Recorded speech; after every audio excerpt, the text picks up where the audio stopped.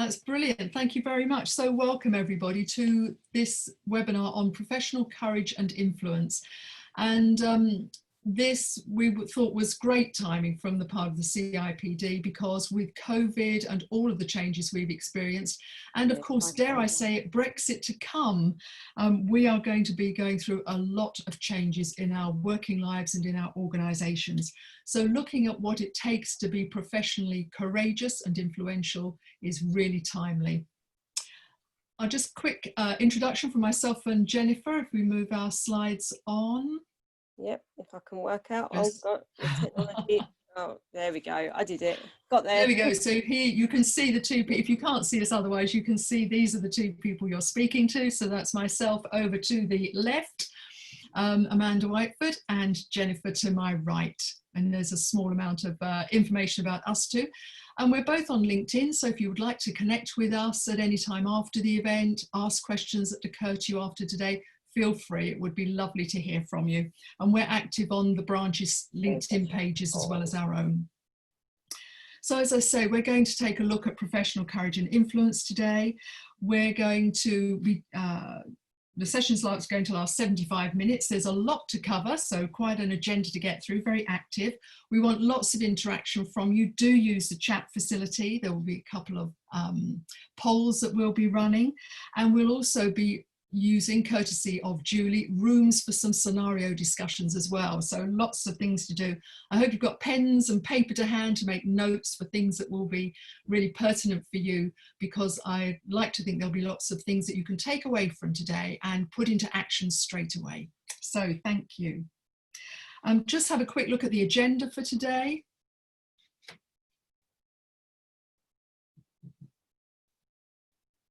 See if that comes up, Jennifer. Next slide. The agenda one. Okay. Lovely. Thank you very much. And I've just put our links in the chat as well, that so the links you refer to are all in the chat now as well. That's super.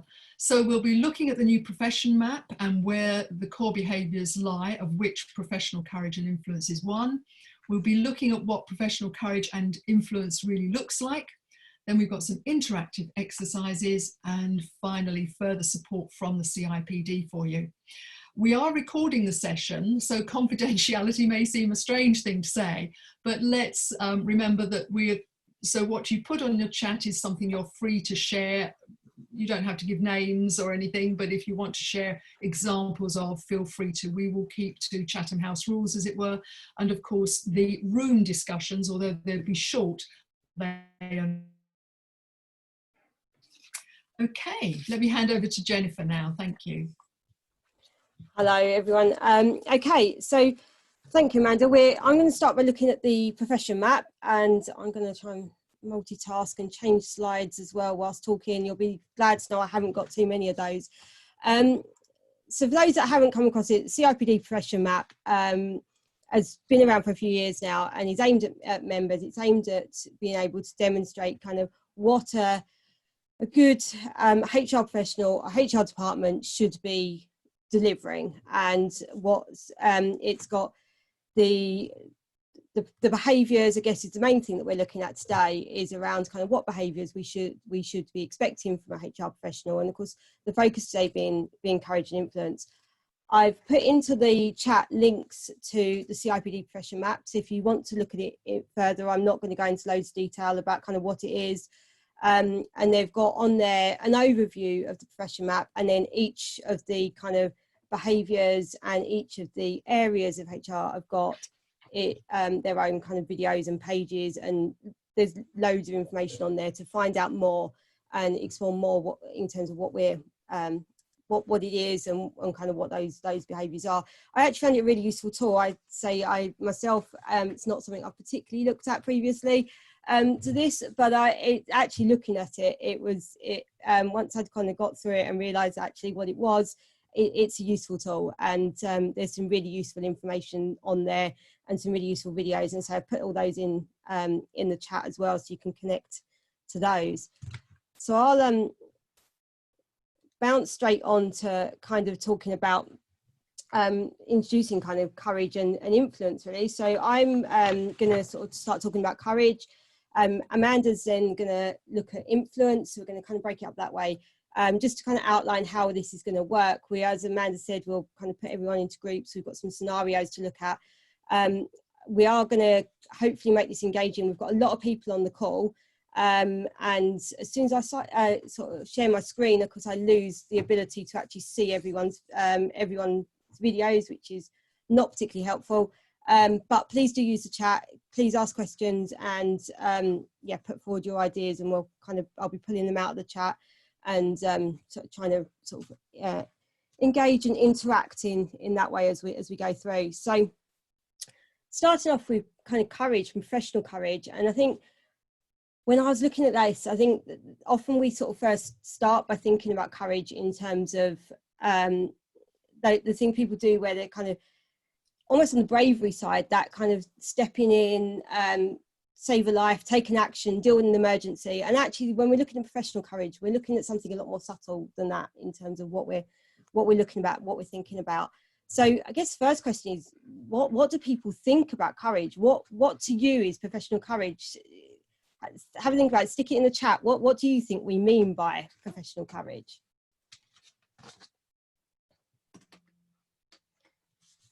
Yeah,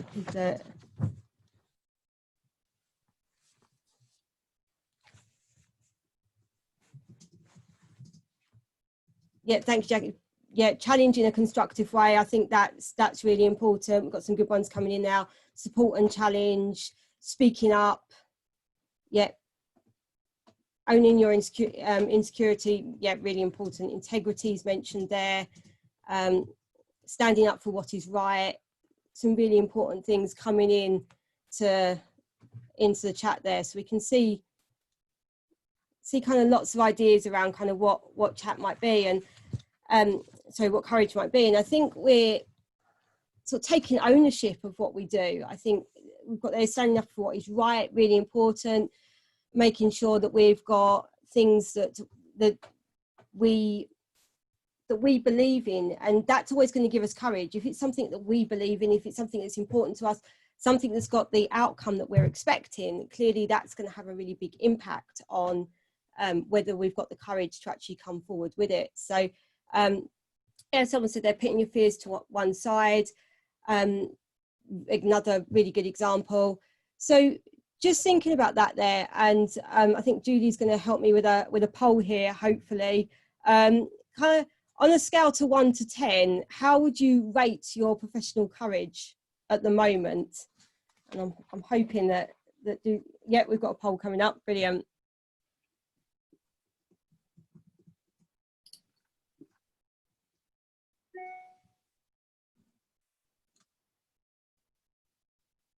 See some votes still coming in. So I can't see who you are. I can only see numbers. So that's prompted a few more votes there. I can see. Brilliant. So we've got 7 and 8. Yeah, around 7 and 8 seems to be the kind of highest numbers coming in there. 4 and 5. I think we've got no one on there putting sort of 1 and 2, so that's a good sign that we're all feeling like we've got some courage there. But I think it's something that we often need to try and build, isn't it? We need to try and sort of look a bit more, how can we develop our courage? And I think one of the things that we often think is that it's something that is innate within us. It's something we either have or we don't. And I challenge that and say, actually, it's something that it's a habit. It's something that we can develop. It's a skill that we can grow and that we can practice. And so in terms of kind of developing that courage, there's techniques that we can use to be able to develop that. And again, I'd welcome people put in the chat if you thoughts you've got there about how can we build our professional courage. So what are our thoughts there around kind of how we can do that? How can we show that we're courageous when we're out, when we're in the workplace, when we're dealing with issues? How can we practice those skills? And I think one of the things I'm just looking at some of the chats coming in. I'll feedback on some of those in just a second as they come in. But yeah, but certainly things like feedback and things being mentioned there.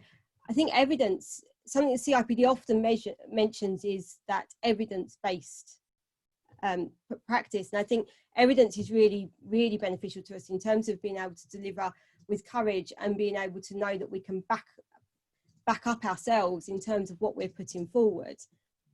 And we've got role models, absolutely really important there. Role models that are coming in, understanding sort of actually facing those difficult conversations, going out there and having them as another one that's coming in, and that's really crucial. I think being able to face that challenge, we've got some really good ones coming in there.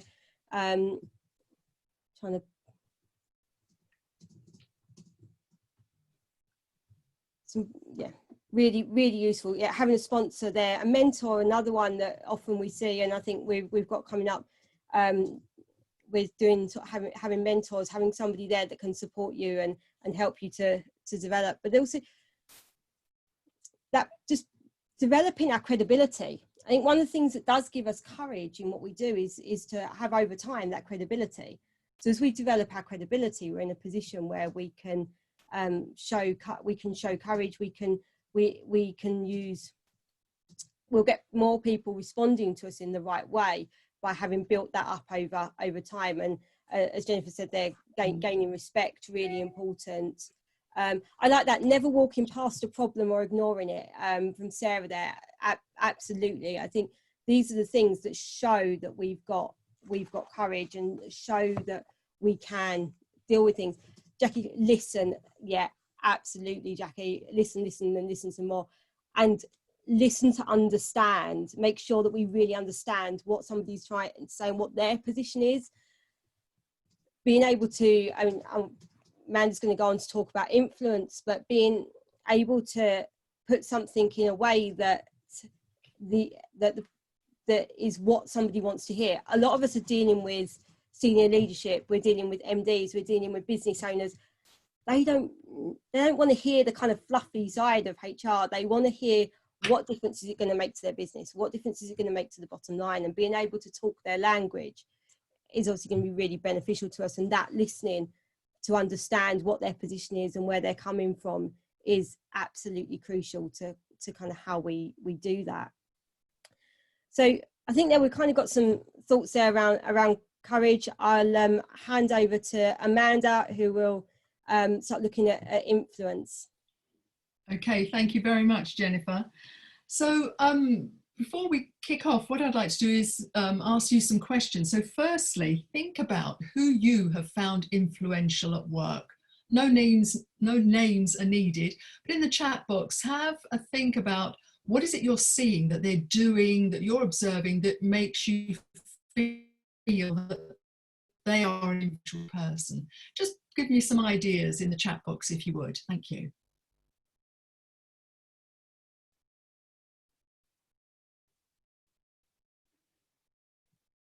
Any thoughts?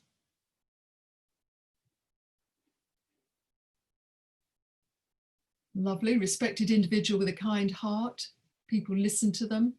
Gravitas, yes. Difficult one to quantify, but you know when people have it and when they don't you? Engaging and understanding. People following them, repeating their thoughts and ideas. Open and honest, lovely. Consistency, yes. Confidential sounding board. Lovely, we're getting some great ideas there. So we really know what that looks like. So as those role models in mind, we know what it is we need to be working towards.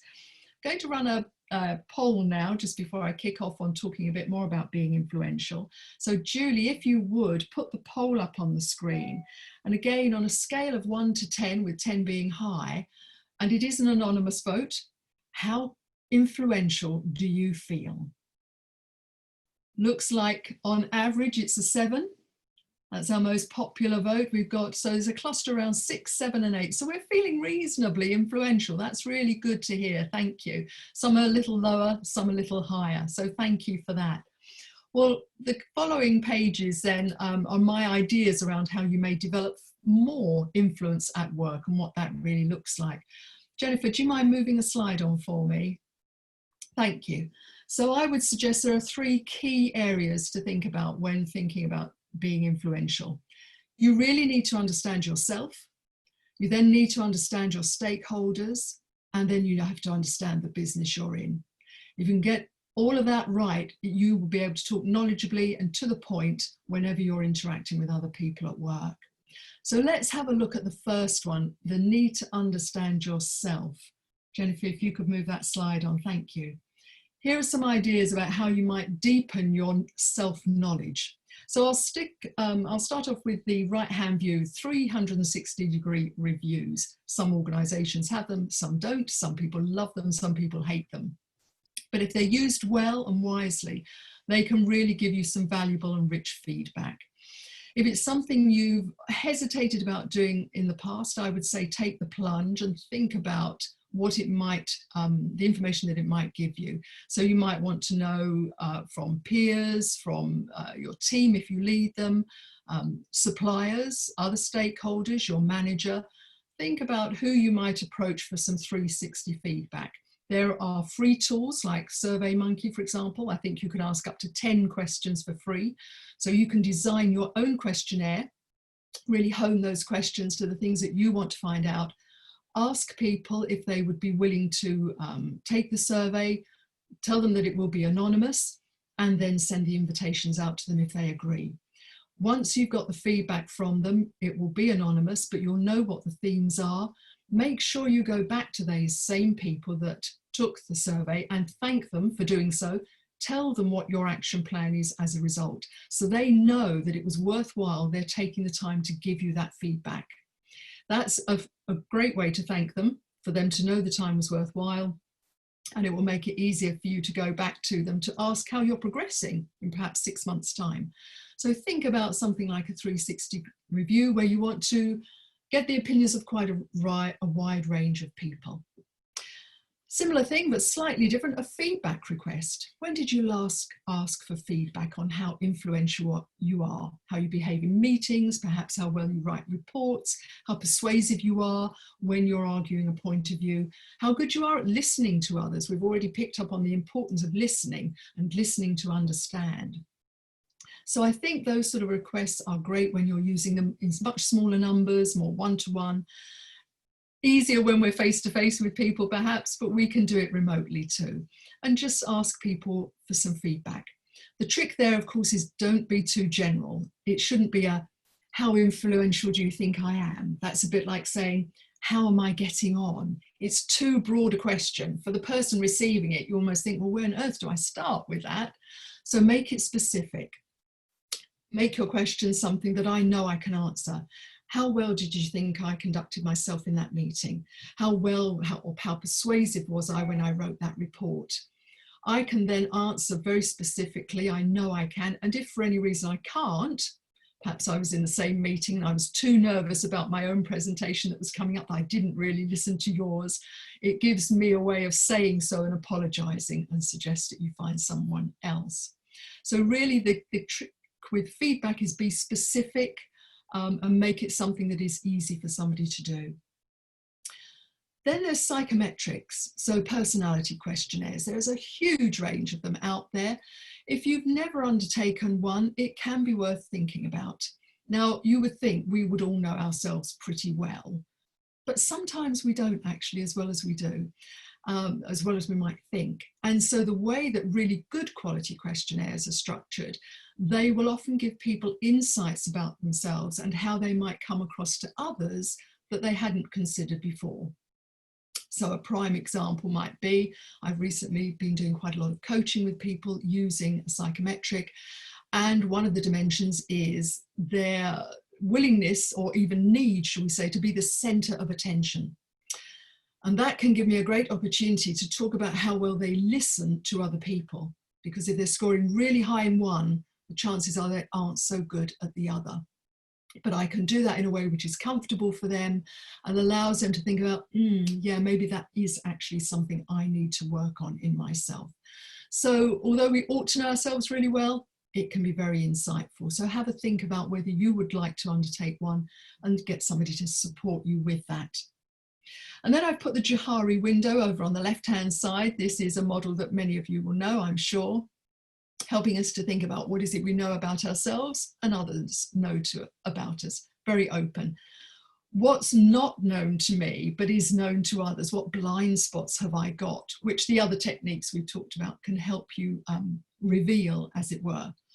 And equally, when asking for feedback, we often find out what's hidden to ourselves, things that we're good at that we didn't appreciate that we were. So the Jahari window can be quite a nice place to start and to collect some of the feedback that you gather on yourself when you want to know how influential you can be. And finally, there's a good technique, actor's character assessment technique.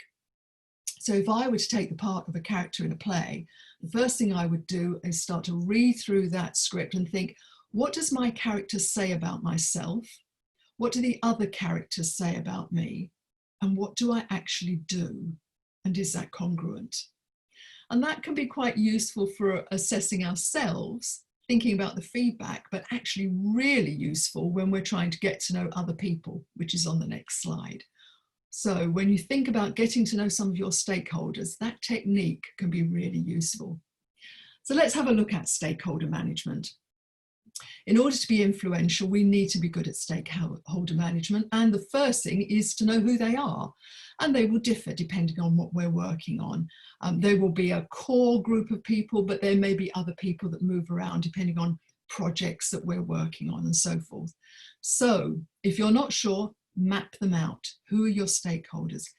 And be sure to think very broadly about all the people that you interact with and the impact your work can have on them, both directly and indirectly.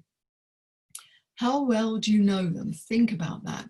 And maybe having mapped them out, score them 1 to 5, where 5 is I know them really well, and 1 is, well, we say hello to each other like, you know, neighbours passing in the street, but we've never really spoken. Because that will tell you whether there are relationships that you should be focusing on developing more. Where to focus your time and energy. People you already know well, you can take perhaps a lighter touch approach to maintain the relationship. So it will help you manage your time. And are there gaps on the map? Are there people that actually you ought to be connected to, but you're not? Could be for various reasons. How do you then gain those connections to them? It could be that you can use work for that connection and you can just make that cold call almost to somebody. I'm going to be working on this project. I think we will need to work together. I'd love to get to know more about you and what you do so that we can work well together. Or it may be that an existing contact that you have can make that introduction if you find it easier. But think about who's missing as well as who's there. And then think about what you want to know about your stakeholders. Be interested in them as people as well as colleagues. In terms of colleagues, it's about what they have to do, their agenda at work, their responsibilities, their strategies, their challenges. But it's also worth getting to know them as people. What motivates them, energizes them? What sort of support can you give them? What are their aspirations in their career?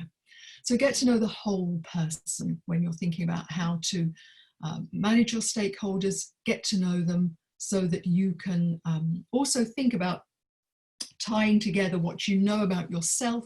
Your self-understanding is really important to realize the impact you have on other people. And it's much easier also to start to think about how you might influence people and connect with them when you properly understand yourself and your impact with other people. So those two things really tie well together. And don't forget to deploy those listening skills when you are meeting people and talking to them. Lots of listening needs to go on. There's a great saying, you can't change other people, but you can change your approach to them. And that helps us to be flexible in our approach and to be more influential. Okay, let's look at the third and final slide from me, Jennifer, if that's okay. And this is business awareness. We won't be at all credible unless we understand the business we're in. So curiosity is the key here, having a great sense of curiosity and really moving forward with that. Taking an interest in the business, having a sense of how it all works, how the different cogs all fit together. Where does a business make money? Where does it potentially lose money? Where does it get its clients from? Where might it broaden out its client range? Who are its competitors now and in the future coming down the track, as it were? How externally aware are you? Do you keep up at least with the headlines of the news, the economy, the business headlines, so that you know what's happening in the world and you can convey that when you're talking to your colleagues and getting to know them better and how they contribute to the business? Makes you much more credible when you're building your stakeholder relationships if your business awareness is really good. Do you belong to industry forums, read the papers, know people in the sector, that sort of thing? It can be hard to carve out the time for these sorts of things, but there's lots of stuff we can do online, TED Talks, lots of blogs we can read. So do what you can to reach out and make sure that you're building your business and commercial awareness so people can really appreciate that you understand the business you're in. And as an HR person, you are not too siloed in your point of view. You're not idealistic about your approach. You realize that the things that you're working on and want to work on in new initiatives, you understand the impact of them on the bottom line and on people at ground level. There's a danger without that understanding of the business and our stakeholders. So we create great strategies and ideas, but absolutely no chance of getting them delivered because they're not realistic. They just won't land well. And none of us want to end up in that position. It's also worth making a network or connection map, rather like the stakeholder one, for people that you know in the business. How well connected are you?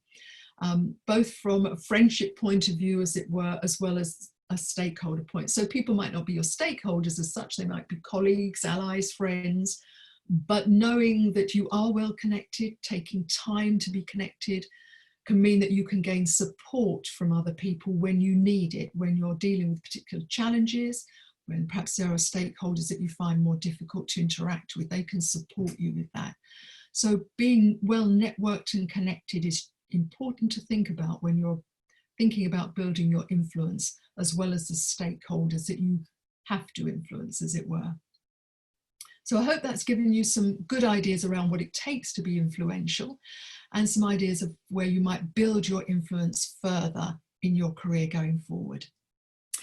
Okay, let's look at the summary then that the CIPD give us for being influential.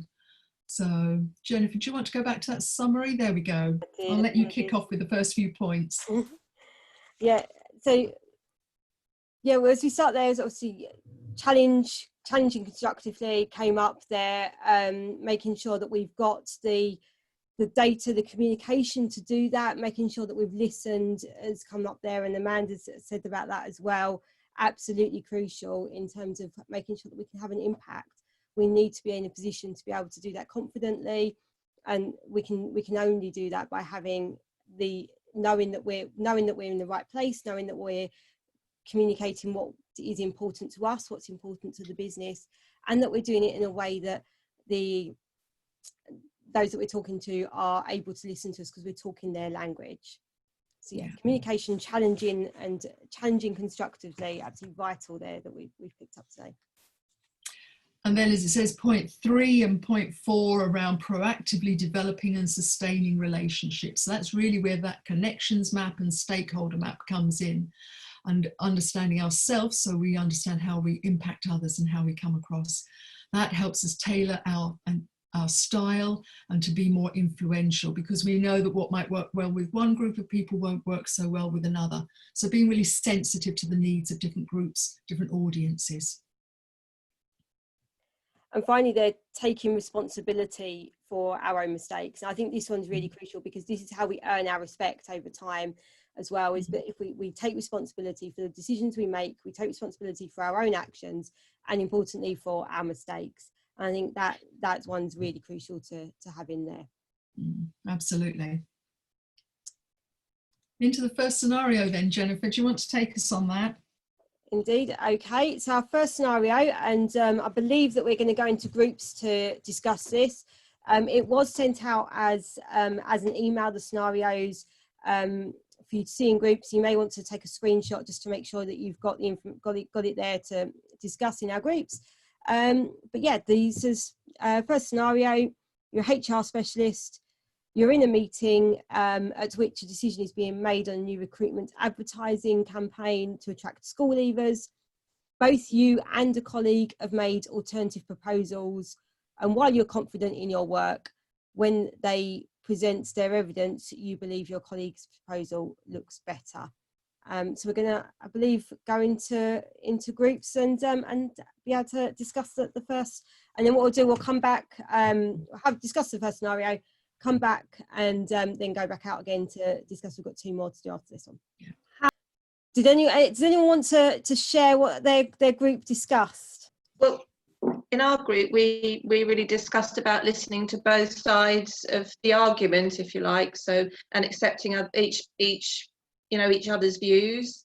But I think the main thing is not to get tied up in politics, and just to make sure that, you know, whatever the decision is, that it's got to be right for the organisation, not right for one side or the other. So basically leave politics out of it, but listen really carefully to each other's point of view, and also be assertive with your point of view. I think that's what we said, wasn't it? Mostly. Yeah. Yes, I think that's a great summary, Lynn. Yeah, I mean, absolutely excellent. And one of the things that came up in ours was around company culture and how that can affect these kinds of scenarios, and whether there's a kind of urgency to feel like you need to win, perhaps because it affects your bonus and things like that. And that's where company cultures can actually harm the ability to be courageous, and the ability to say, well, actually, I think somebody else is better in this situation.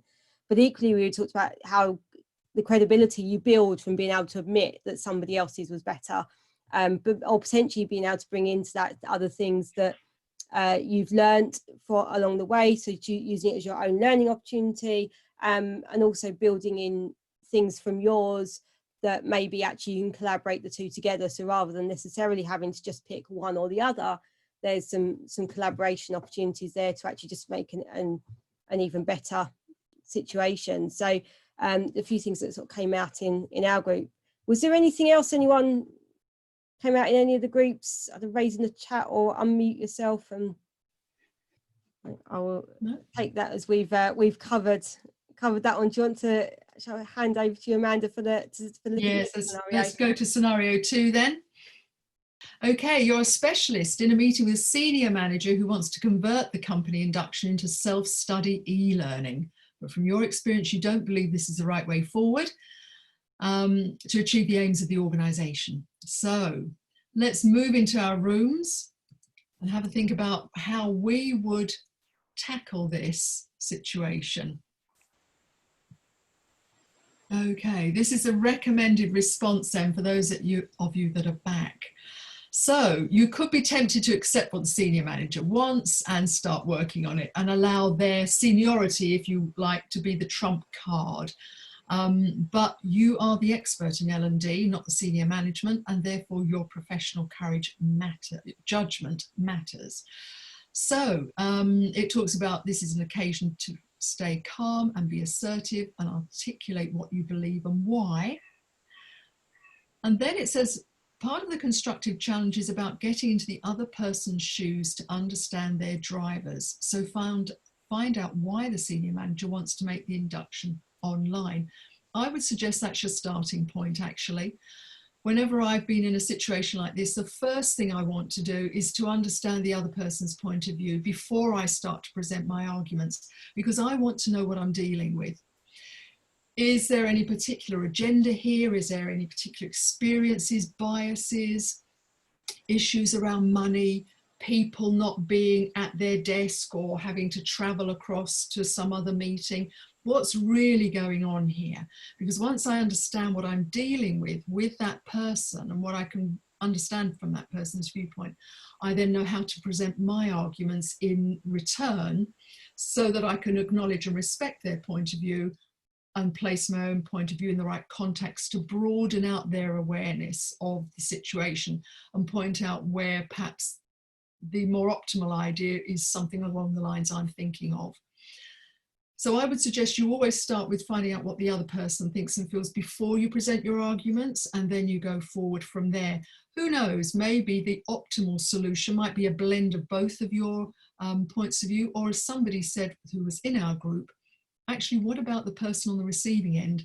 Do you know whether we've any data from recent people joining the company about what they believe would be the best way of inducting them? So never forget your customer either. Don't let it be an agenda about am I right or are you right.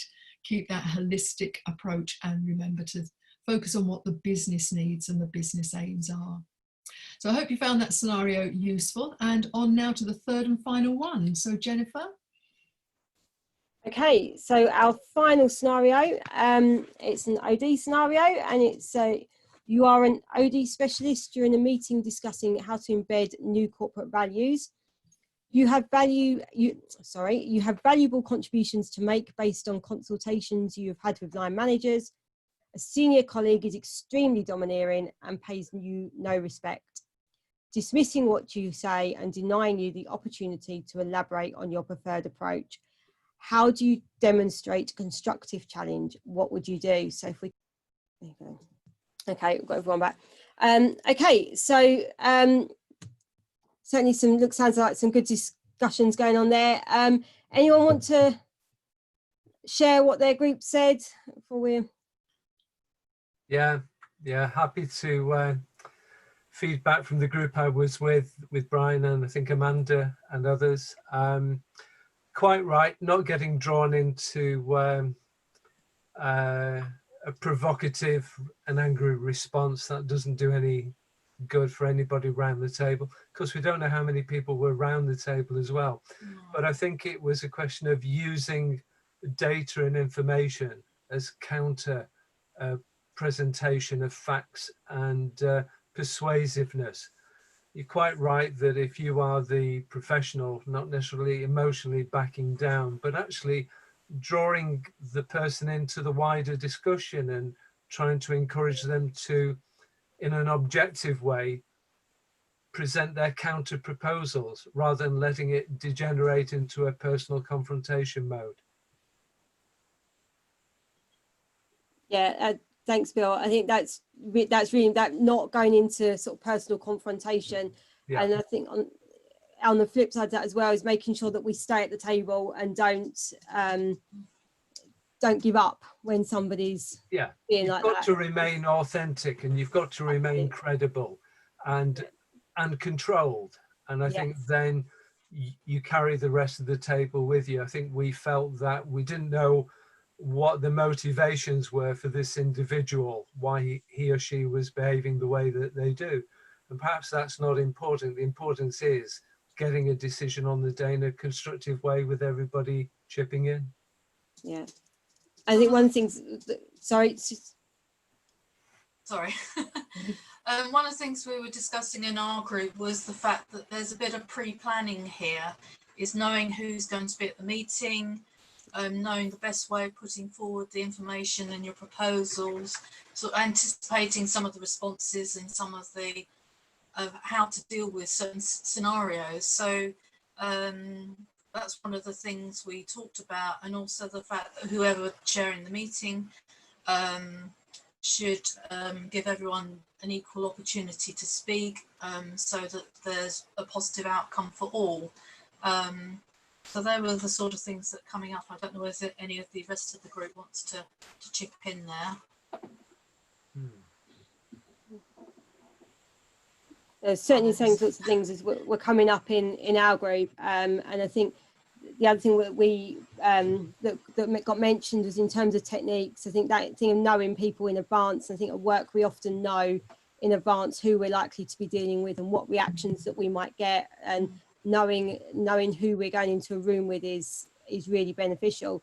And I think somebody mentioned being able to, or suggesting that you kind of go around the table to gather ideas from everybody to not only enable your own ideas to be put forward, but also to support others in the room who may not be so confident to speak up in front of somebody like this would be beneficial as well. So brilliant. So thank you very much for everybody for that. We'll into kind of Q&A. Any questions? Yes. Anything anybody would like to ask myself or Jennifer around the courage and influence debate? Anything you think we've missed, or questions you'd like to pose? Feel free to put that in the chat box.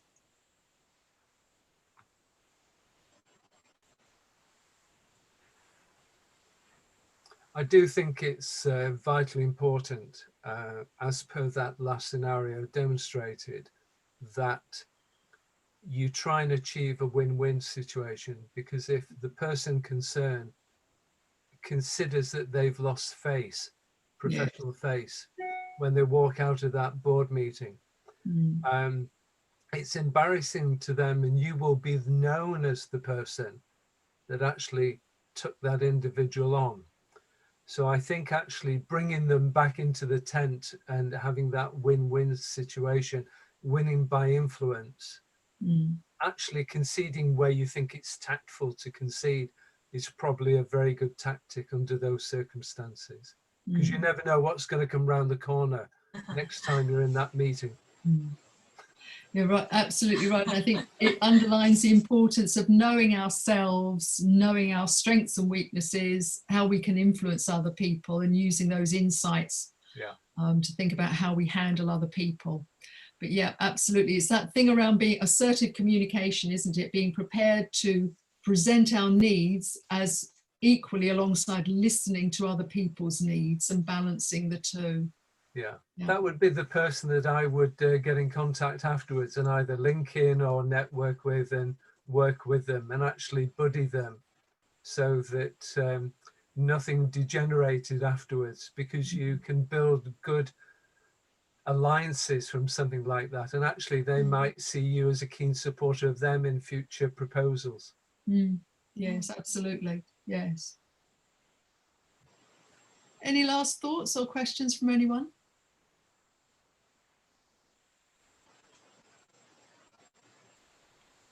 If not, do you want to move us on to next steps, Jennifer? Yeah. Okay.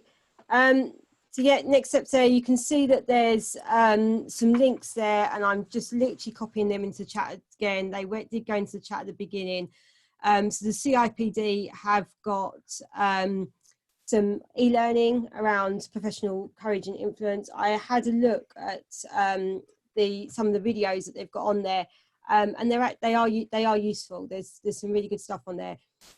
They've also there's also a link there to I've just shared a link to a TED Talk and 2 links to Harvard Business Review articles. And again, I've read both of those, and both of those are really interesting and really useful. So if you want to find out a little bit more, want to do a little bit more around this, then there's some resources there that you may well find useful.